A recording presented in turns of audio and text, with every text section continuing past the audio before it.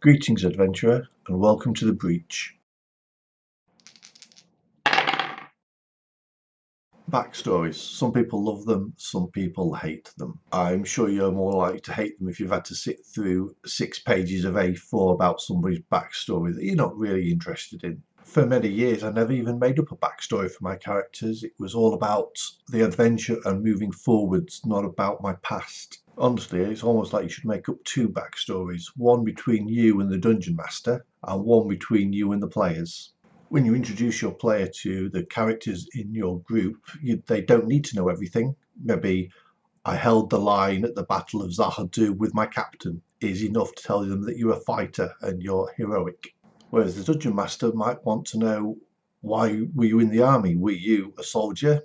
Were you a cook that ended up on the front line as the campaign failed and you was the last desperate attempt to hold the orcs up in the mountains instead of letting them onto the plains? These details not only give you an idea of more about your character and how they developed, but also give the dungeon master a lot of hooks for adventurers. Do you run into your captain? Do you run into people that you were working with as the chef, and then all of a sudden now you remade yourself into a fighter?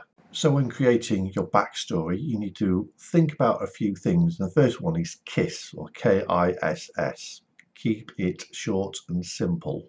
If you're starting off as a level 1 character, remember you've been living the mundane lifestyle, the equivalent of a modern day 9 to 5. So we'll call this where you came from. Basically, this is the background you chose when you created your character. So next up we have what you did there. This covering the skills you acquired from your background, your class, and from your race. And the final one, why you ended up here. What catalyzed you from the mundane to the adventurer. This is Almar, the half-drow divine sorcerer. We're going to break down his backstory using the points I previously mentioned. When I introduced myself to the other players, I said I was a scribe looking to uncover the mysteries of the universe. But my dungeon master got some more details than that. I thought I'd done a lengthy backstory, but apparently mine is still the shortest in the group. I do start off with a trope, abandoned at a temple, which gives me a hand wave for my mixed heritage. What did I do there? I became an acolyte. I learned to read and write, and from the reading and writing of books I gained knowledge in religion and arcana. But ultimately I failed in becoming a cleric. So how did Alma end up being an adventurer? Well, he got a divine gift and became a sorcerer.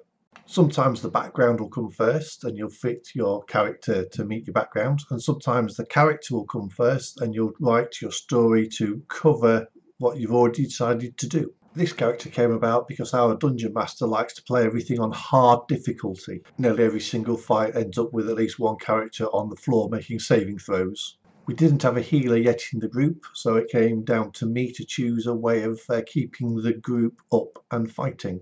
I didn't want to be a normal cleric. I play a paladin in another game, so I'm frontline fighter in that. And I just wanted to play something different. I decided on the Divine Soul Sorcerer so I could be healing and a support character. So a quick recap of what we've covered. KISS, keep it short and simple. Where did you come from? What did you do there? How did you end up here? I hope this has given you some ideas on how to craft your backstory. Even if you ignore everything, just try and keep it short and simple. Thank you for watching, and I'll see you on the other side.